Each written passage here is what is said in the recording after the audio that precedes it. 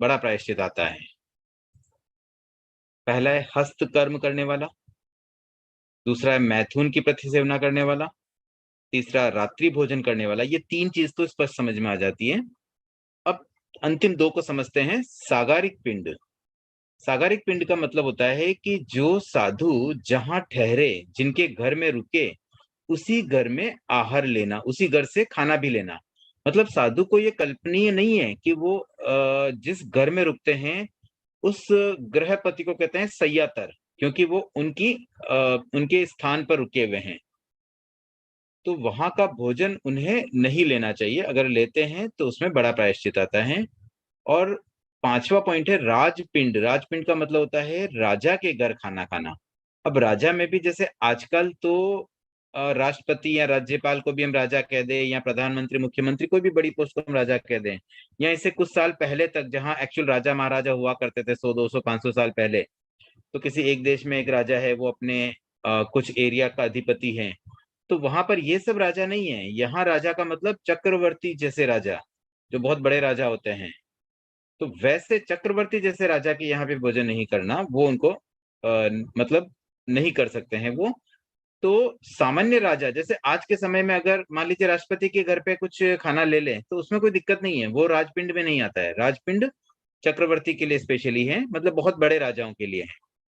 But ये सागारिक पिंड जो है सय्यातर, ये जरूर एक आज के समय में भी ध्यान देने वाली बात है कि साधु जिसके घर में रुके उनके घर पे गोचर नहीं कर सकते हैं। जैसे इवन चातुर्मास में 4 महीने मान लीजिए किसी के घर में रुके, कई कई बार ऐसे बड़ा किसी का बड़ा घर हो, हवेली हो, और वहीं पे चातुर्मास कर लिया, तो पूरे चौमासे में उनके यहाँ गोचरी नहीं हो सकती है। तो ये एक विशेष बात है। इवन जैसे कई बार वनडे कार्यक्रम होता है, साधु साधु विचरण करते हैं किसी के घर में एक दिन के लिए रुके, तो जिस घर में रुकते हैं उस घर में गोचरी नहीं करनी चाहिए।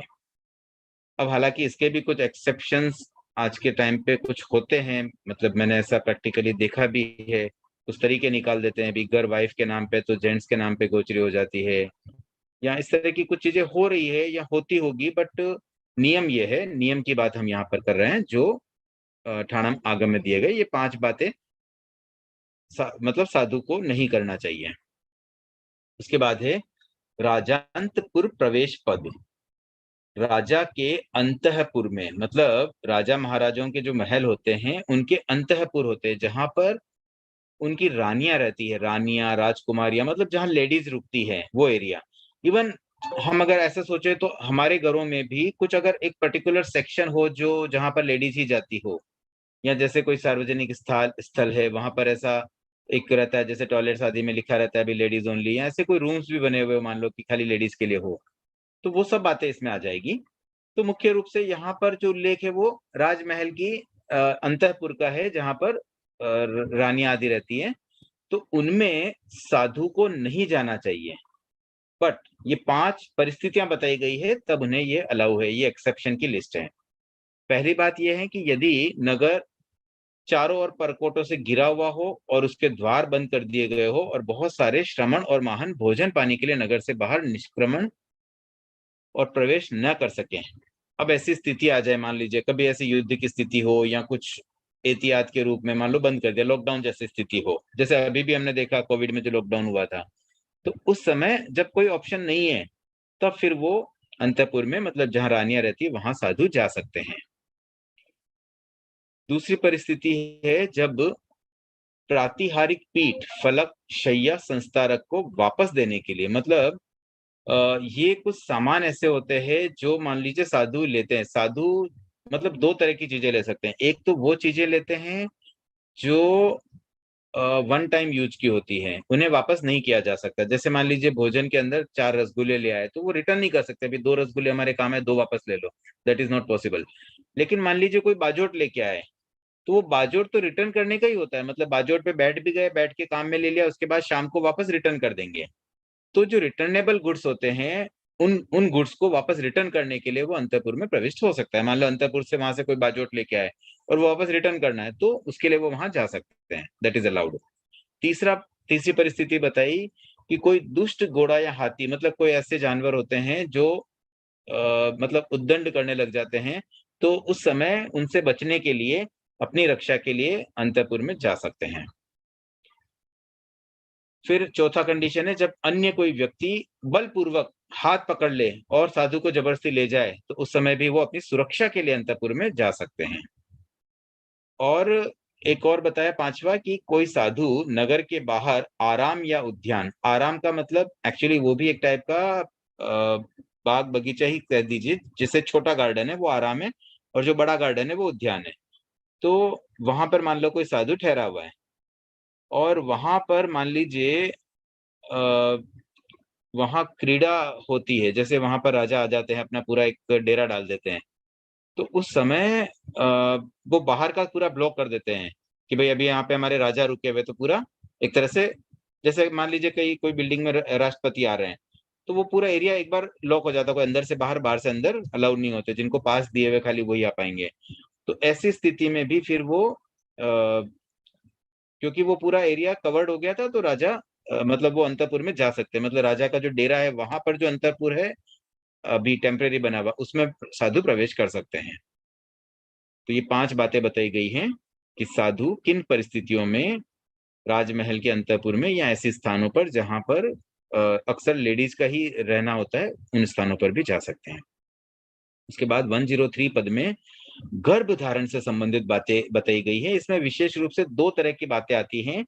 एक तो ये बात है कि अगर कोई स्त्री पुरुष सहवास न करें फिर भी गर्भ धारण हो सकता है, किन परिस्थितियों में होता है उसकी यहाँ पे लिस्टिंग है, 5 बातें हैं।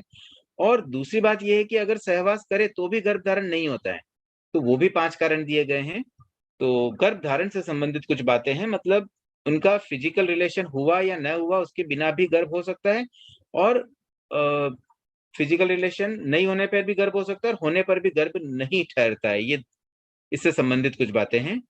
तो सबसे पहले सहवास न करते हुए भी गर्भ धारण किन किन परिस्थितियों में पॉसिबल है। तो यहाँ पर एक शब्द आ रहा है अनावृत, और दूसरा है दुर्निषण्ण।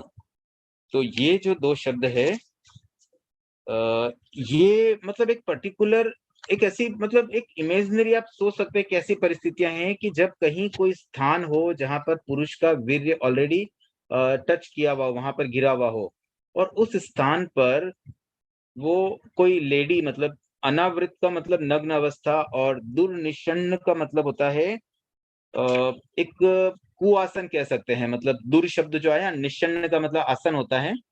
तो मतलब एक ऐसा आसन जिसमें मतलब वो प्रॉपर आसन नहीं है, गलत आसन में बैठ करके, और इस तरह से कुछ संपर्क होने से मतलब वो वीर्य उसकी योनि में प्रवेश हो जाते हैं, तो उस कारण से भी गर्भ धारण हो जाता है। दूसरा कारण दिया गया है कि शुक्र पुद्गलों से संश्लिष्ट वस्त्र, मतलब कोई कपड़ों पे अगर पुरुष का वीर्य गिरा हुआ हो और वो वस्त्र मान लीजिए कोई कारण से योनि में प्रविष्ट हो जाता है, तो उससे भी गर्भ धारण हो सकता है।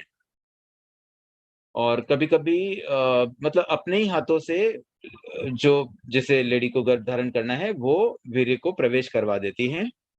अब ऐसे देखें तो आज के साइंस में भी ये सारे मेथड्स अवेलेबल है, और ये आगम इतने पुराने, मतलब 2500 साल पहले बताई गई बातें हैं, आज जब हम पढ़ते हैं तो हमें लगता है कि वास्तव में विज्ञान तो बहुत बौना है, मतलब जैन धर्म के सामने इतने गूढ़ रहस्य यहाँ पर मिल जाते हैं। आज से 200-500 साल पहले कोई सोच भी नहीं सकता था कि ये सब मेथड होते हैं। आज तो टेस्ट ट्यूब बेबी जैसे मतलब बहुत कॉमन मेथड आ चुके हैं, जहां पर बिना एक्चुअली सहवास किए हुए गर्भ धारण हो रहा है। तो यही सब बातें यहाँ पे बताई गई है, डिफरेंट डिफरेंट तरीके किस तरह से हो सकता है। तो तीसरे में बताया कि भाई वो लेडी खुद अपने हाथों से ही वीर्य प्रवेश करवाए, और चौथे में है कि किसी दूसरों के द्वारा ये प्रवेश हो, और पांचवा है जैसे नदी तालाब आदि में स्नान करते समय भी कहीं कोई मान लो पानी में ही मतलब कोई फ्रेश वीर्य हो और वहां से वो योनि में प्रवेश कर जाए, तो इस तरह से कुछ परिस्थितियां ऐसी हो सकती है जब बिना सहवास भी गर्भधारण हो सकता है। उसके बाद 5 ऐसी परिस्थितियां बताई गई जब सहवास करने पर भी गर्भधारण नहीं होता है। तो पहला तो है पूर्ण युवती न होने पर, मतलब जब तक पीरियड्स प्रारंभ नहीं होती है, लड़कियां यंग होती है तब तक। उसके बाद में विगत यौवना का मतलब एक एज के बाद में 50, 55, 60 के बाद में, एक एज के बाद में भी जब पीरियड्स बंद हो जाते हैं तो उसके बाद में भी गर्भधारण नहीं होता है। फिर कोई जन्म से ही वध्या हो, मतलब किसी को ये वध्या होने का मतलब जिसके बच्चा पैदा नहीं होता है, तो कोई अगर जन्मजात ही इसी बीमारी से हो तो उसके भी गर्भ नहीं धारण होगा। फिर कोई रोग हो, रोग के कारण से भी ऐसा हो सकता है, या शोकग्रस्त होने से भी ऐसा होता है, जब कोई लेडीज बहुत शोकग्रस्त हो तब भी गर्भ धारण नहीं हो पाता है। फिर इसी प्रकार के कुछ और 5 बातें यहाँ पर आ रही है। 5 कारणों से स्त्री पुरुष का सहवास करते हुए भी गर्भ का धारण नहीं कर पाती है। ये भी जैसे पहले सूत्र में था 103 नंबर में, उसी तरह की बातें हैं। तो यहाँ पर कुछ अलग पैटर्न की बातें हैं। वो मतलब 103 सूत्र में वीर्य का संपर्क अवश्य हो रहा था, यहाँ पर कुछ और ही बातें आ रही हैं। यहाँ एक तो ये कि सदा ऋतुमती रहने से, कभी भी ऋतुमती न होने से, मतलब पीरियड से रिलेटेड बातें हैं। गर्भाशय के नष्ट हो जाने से, किसी का गर्भाशय नष्ट हो जाएगा तो वो भी नहीं हो पाएगा। फिर गर्भाशय की शक्ति अगर चली जाए, उसकी शक्ति क्षीण हो जाती है। और 5वां रीजन अप्राकृतिक काम क्रीड़ा, अत्यधिक पुरुष सहवास और अनेक पुरुषों के साथ सहवास, ये 3 बातें बताई गई है। तो इन सब कारणों से भी गर्भधारण नहीं हो पाता है। इसके बाद एक और सूत्र है जिसमें बताया गया है 5 कारणों से स्त्री पुरुष का सहवास करते हुए भी गर्भ धारण नहीं करती है। तो ये भी कुछ वैसी बातें हैं। ऋतुकाल में वीर्यपात होने तक पुरुष का प्रतिसेवन नहीं करने से, उसके बाद समागत शुक्र पुद्गलों के विध्वस्त हो जाने से, मान लो वीर्य आ भी गए तो वो मान लो फिनिश हो जाए, नष्ट हो जाए, तब भी गर्भ धारण नहीं हो पाता है।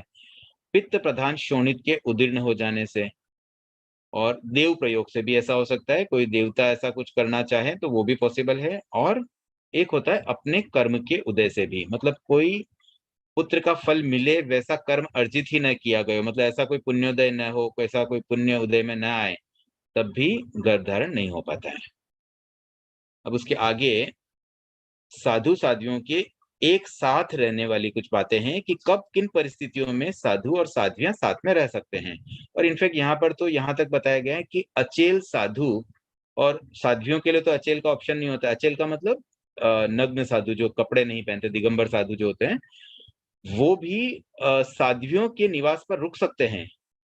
वैसे कुछ 5 परिस्थितियां बताई गई है। अदरवाइज सामान्यतया नहीं रुकना होता। आज भी हम देखते हैं सामान्यतया साधुओं का स्थान रहने का अलग होता है, साध्वियों का अलग होता है। या तो बिल्डिंग ही अलग अलग होगी, या एक ही बिल्डिंग में भी है तो वो इस तरह से होता है कि दोनों का पूरा आना जाना रास्ता सब अलग अलग हो, तभी ये पॉसिबल होता है। तो ये सामान्य परंपरा है कि साधु साध्वियां साथ में नहीं रह सकते हैं। लेकिन कुछ विशेष परिस्थितियों में एक तरह से हम कहते हैं कि ये तो भगवान की आज्ञा है, तो वहां अगर उन्होंने एक्सेप्शन दे दिया कि भाई ये परिस्थितियों में छूट है, तो वहां फिर आज्ञा का अतिक्रमण नहीं हो पाता है। तो ये 5 परिस्थितियां कौन कौन सी हैं? कदाचित कुछ निर्ग्रंथ और निर्ग्रंथियां किसी विशाल वस्ती शून्य आवागमन रहित और लंबी अटवी में अनुप्रविष्ट हो जाने पर वहां एक स्थान पर कायोत्सर्ग, शयन और स्वाध्याय करते हुए आज्ञा का अतिक्रमण नहीं करते हैं। तो यहाँ पर एक तो 3 बातें दी गई है, कायोत्सर्ग करना, सोना और स्वाध्याय करना। ये 3 कार्य एक स्थान पर कर सकते हैं ये 5 परिस्थितियों में।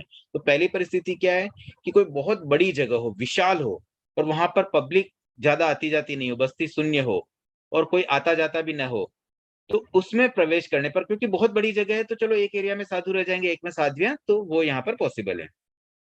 दूसरी परिस्थिति बताई गई है कि कुछ जैसे मान लीजिए कोई साधु और साध्वियां कोई स्थान पर आ गए हैं, कोई भी स्थान हो सकता है, छोटा गांव हो सकता है, बड़ा शहर हो सकता है, राजधानी हो सकती है, कि डिफरेंट डिफरेंट टाइप के स्थान दिए गए, ग्राम, नगर, खेत, करबट, मडम्ब, पत्तन, आकर, द्रोणमुख, निगम, आश्रम, सन्निवेश और राजधानी।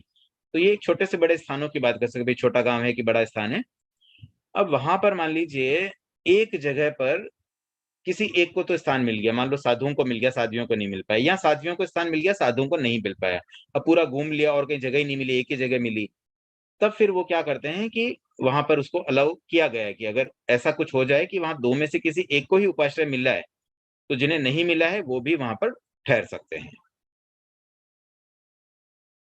तीसरी परिस्थिति बताई गई है नाग कुमार आदि के आवास में रहे। ये जो भवनपति देव है यहाँ उनकी बात है। अब ये कैसे भवनपति देव के आवास में जाएंगे ये तो मुझे नहीं पता है, कोई होगा रीजन।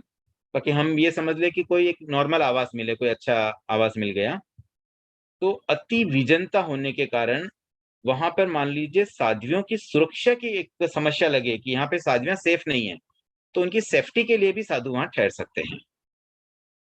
फिर कहीं पर चोरों आदि का डर हो कि भाई कोई साध्वियों के कपड़े चुरा लेगी, तो उस केस में भी साधु उनके साथ रुक सकते हैं। अब उनके साथ रुकने का मतलब ये नहीं है कि एक ही रूम में रुकना, वो स्थान की बात है।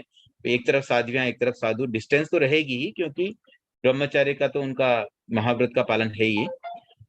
उसके बाद 5वां है कि यदि कहीं युवक अधिक हो और वहां पर मान लीजिए साध्वियों की इज्जत लूटने का खतरा हो तो उस केस में भी साधु उनकी सुरक्षा के लिए साथ में रुक सकते हैं। तो ये 5 परिस्थितियां साधु और साध्वियों के साथ में रुकने की थी। अब यहाँ अगले सूत्र में 108 नंबर सूत्र में अचेल साधु और सचेल साध्वियों की बात आ रही है कि कोई अचेल दिगंबर साधु हो और सचेल साध्वियां हो, मतलब कपड़ों वस्त्र सहित सचेल, वस्त्र रहित अचेल। तो इसमें भी 5 बातें बताई गई हैं। पहली बात तो अगर कोई साधु शोक आदि से क्षिप्त चित्त हो, ये शब्द हमें शायद कल या एक आध दिन पहले आया था, शायद कल ही आया था संभवतया। क्षिप्त चित्त और दृप्त चित्त। क्षिप्त होता है शोक के कारण से और दृप्त होता है हर्ष के कारण से, खुशी के कारण से। दुख के कारण से होता है क्षिप्त। तो कोई दुखी साधु कि भाई बहुत परेशान है, बहुत शोकग्रस्त है, तो वो अचेल होते हुए भी सचेल साधियों के साथ रुक सकता है। उसके बाद हर्ष आदि की कंडीशन में भी कोई हर्ष के कारण से दृप्त चित्त हो जाता है, मतलब एकदम एक पागलपन आ जाता है खुशी के मारे, वैसी कोई परिस्थिति हो तो उसमें भी यहाँ अलाउ किया गया है। उसके बाद है यक्षाविष्ट, मतलब किसी साधु के शरीर में मान लो यक्ष प्रवेश कर ले तो उस समय भी उन्हें वो वहां पर ये अलाउ किया गया है कि वो अचेल होते हुए भी सचेल साधियों के साथ रह सकता है। उसके बाद वायु प्रकोप आदि से उन्मत्त निर्ग्रंथ। अब जैसे वायु का प्रकोप होता है, उसकी वजह से भी कोई उन्मत्त हो जाए साधु, तो वो भी उस परिस्थिति में, मतलब यहाँ पर एक्सेप्शन लिस्ट में ऐड किया गया है, वो रुक सकता है। और 5वीं बात ये बताई गई है कि अगर कोई साध्वियां किसी साधु को दीक्षा दे, ऐसा भी हो सकता है कोई बोई को दीक्षा दे दे। अब मान लीजिए कहीं साध्वियां ही हो और वहां धर्म की अच्छी चर्चा हो गई, प्रचार हो गया, कोई मान लीजिए कोई बच्चा, कोई जेंट्स है और वो साधु बनना चाहे, तो वहां दीक्षा की अनुमति है, साध्वियां उन्हें दीक्षित कर सकती है। तो उस केस में भी वो साधु उनके साथ रह सकते हैं। तो ये कुछ ऐसी परिस्थितियां बताई गई जो आजकल सामान्यतया देखने में नहीं आती, लेकिन आगम में उल्लेखित है, तो कभी आवश्यकता अनुसार इसका उपयोग किया जा सकता है। उसके बाद आश्रव द्वार है 5, मिथ्यात्व, अविरति, प्रमाद, कषाय और योग। सामान्यतः इसका अर्थ पता ही है। मिथ्यात्व का मतलब विपरीत तत्व श्रद्धा, अविरति का मतलब त्याग की वृत्ति न होना, अत्याग मतलब त्याग न करना। प्रमाद का मतलब होता है आत्मा का अनुत्साह भाव। प्रमाद को कई बार हम आलस्य जैसा समझ लेते हैं, लेकिन ये आलस्य तो शारीरिक है, ये योग की भूमिका है। आलस्य जैसे शारीरिक आलस्य जैसे हम कहते हैं कि सुबह उठ नहीं पा रहे हैं, आलस आ रहा है, तो वो योग के कारण है। लेकिन प्रमाद में आत्मिक अनुत्साह भाव होता है, आत्मा में एक उत्साह का भाव होना चाहिए कि भाई मुझे मोक्ष जाना है, मुझे धर्म करना है, मुझे सामाई करनी है। वो उत्साह में जो कमी आ जाती है वो प्रमाद है। और कषाय तो राग द्वेष के कारण जो आत्मा का भाव होता है वो सब कषाय है। क्रोध मान माया लोभ कह दें, राग द्वेष कह दें। और योग में मन वचन काय का व्यापार यानी कि उनकी प्रवृत्ति। तो ये 5 आश्रव द्वार है और इसके अपोजिट 5 संवर द्वार भी हैं।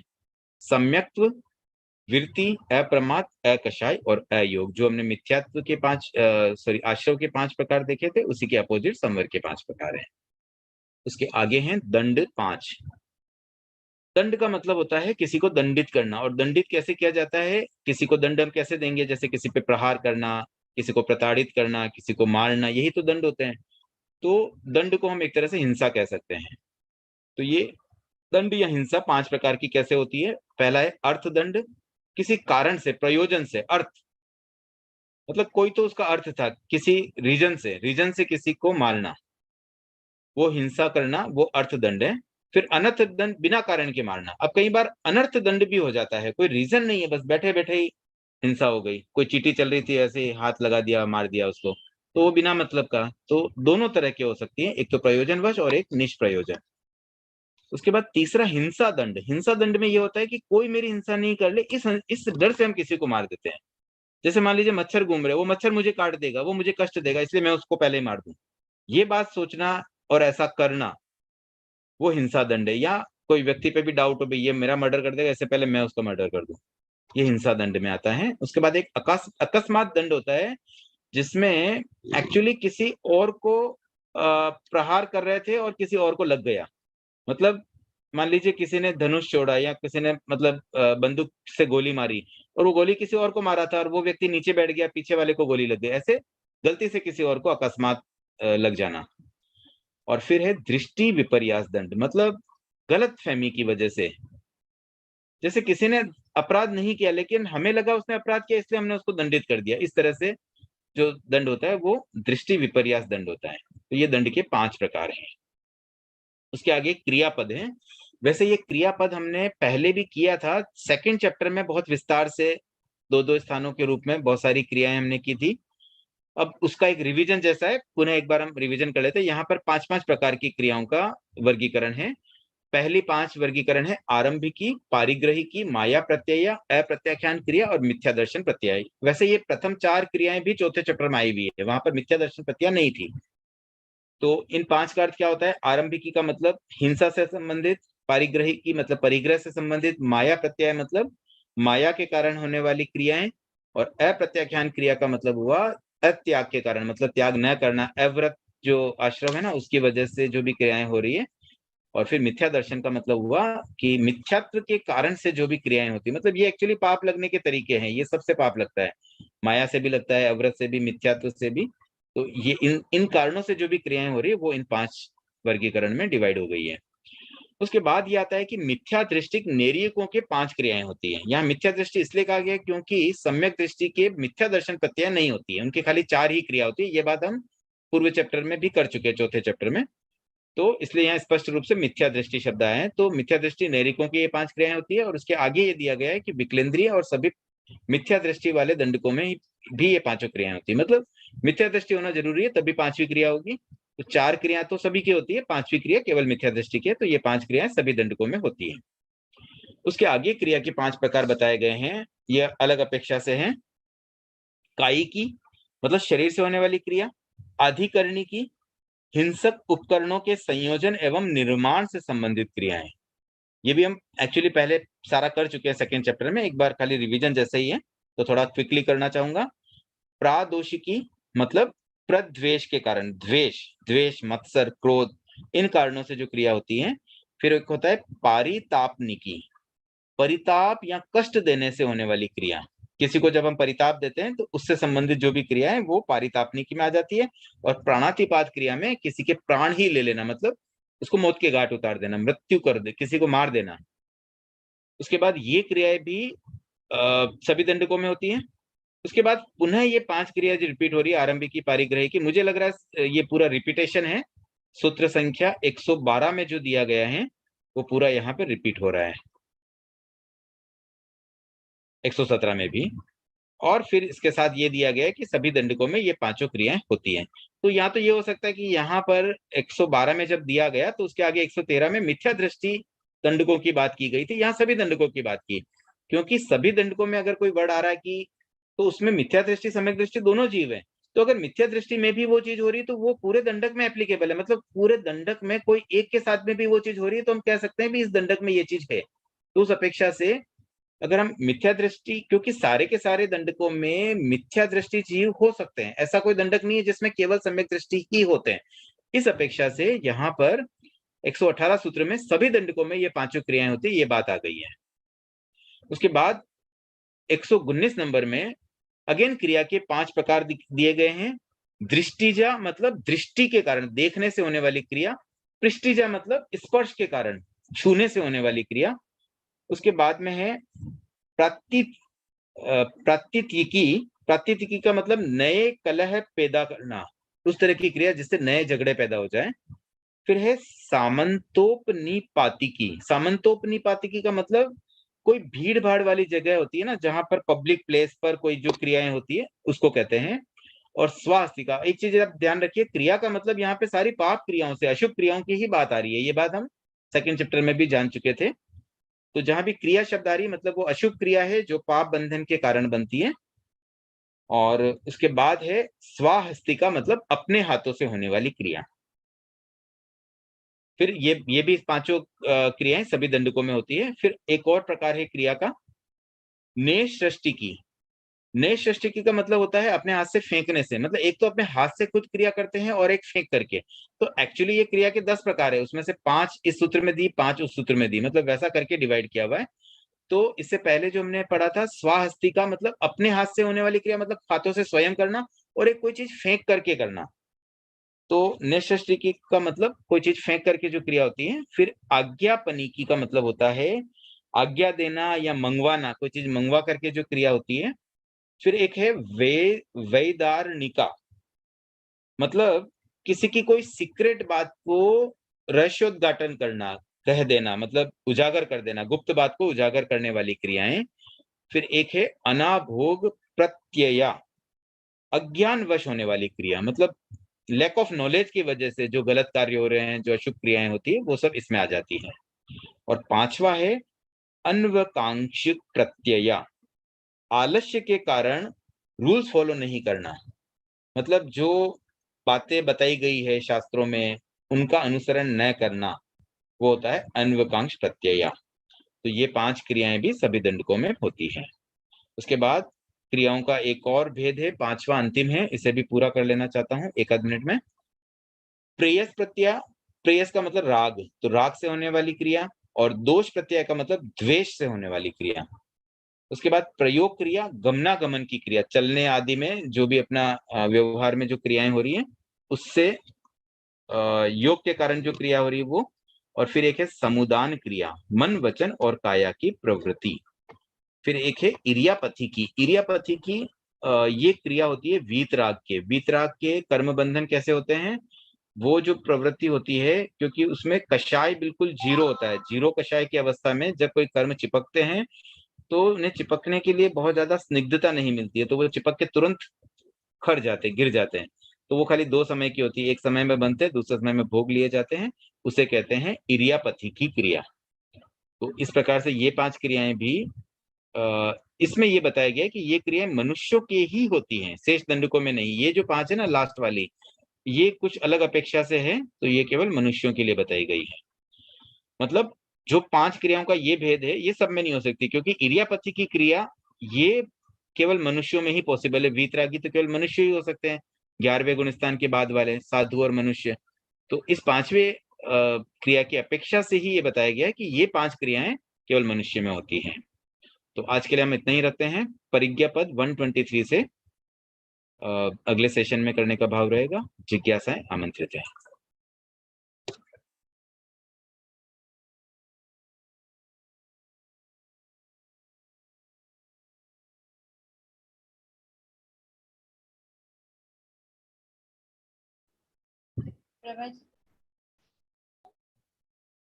जय जिनेन्द्र सर। हाँ जय जिनेन्द्र। सर एक तो आया था श्रमण और माहन, माहन का क्या तात्पर्य हुआ?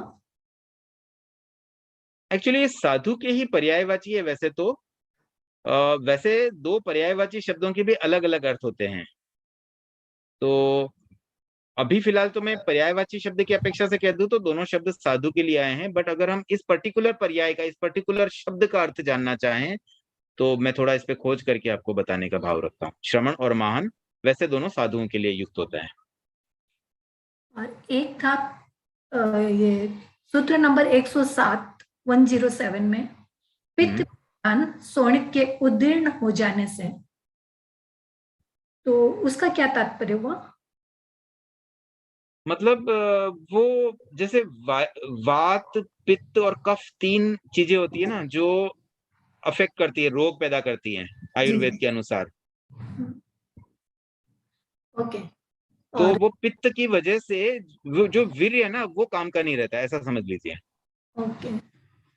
और अति विजनता? मतलब जहाँ लोग बाग ना हो।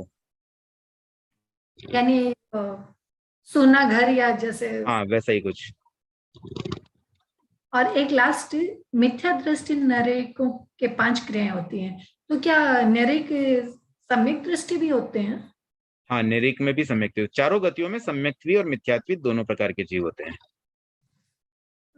Thank you sir. जैसे जैसे राजा हाँ श्रेणी का जीव अभी वर्तमान में नरक में है और वो शायिक हाँ। सम्यक्त्वी है।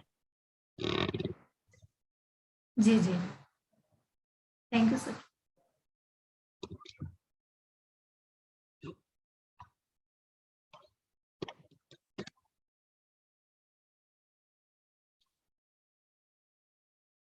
ठीक है, आई थिंक अभी और कोई जिज्ञासा नहीं है, तो आज के सेशन को हम यहीं पे विराम देते हैं। और आगे आप सूत्रों को रीड करने का क्रम जरूर रखिए, थोड़े सूत्र भी अगर पढ़ के आए, अब बहुत ज्यादा सूत्र नहीं बचे हैं, वैसे चैप्टर तो अभी 5वां ही चल रहा है और लगभग 10 चैप्टर हैं आज 13 से, और संभवतया हमने स्टार्ट भी 13 के दिन ही किया था, तो ये तीसरी 13 आ गई, मतलब लगभग 2 महीने कंप्लीट हो गए हैं।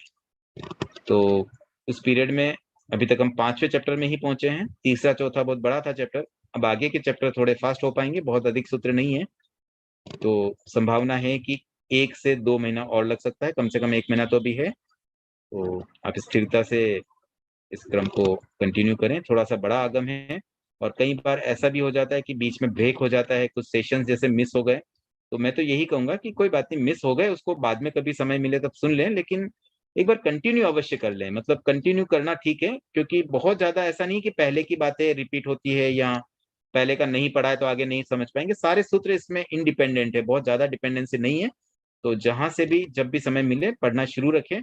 और जो व्यक्ति, अब कुछ संख्या भी कुछ कम हुई है, शायद रुचि कम हो रही है, शायद मैं अच्छे से समझा नहीं पाता हूँ या जो भी रीजन रहा हो, लेकिन अब आगम वाणी है, जितनी मुझे समझ थी मैंने कोशिश की है, और आप सब हम मिलकर के हम पढ़ेंगे तो कुछ ना कुछ हमारे मतलब दिमाग में जाएगा, जितना सीखें उतना अच्छा है। तो इस क्रम को बनाए रखें और लोगों को प्रेरणा दें, अधिक से अधिक लाभ लें, और यूट्यूब लाइव का जो लिंक महिला मंडल का उपलब्ध है उसका भी उपयोग किया जा सकता है, जब कुछ पुराने लेसन छूट जाए तो उसे भी हम कर सकते हैं।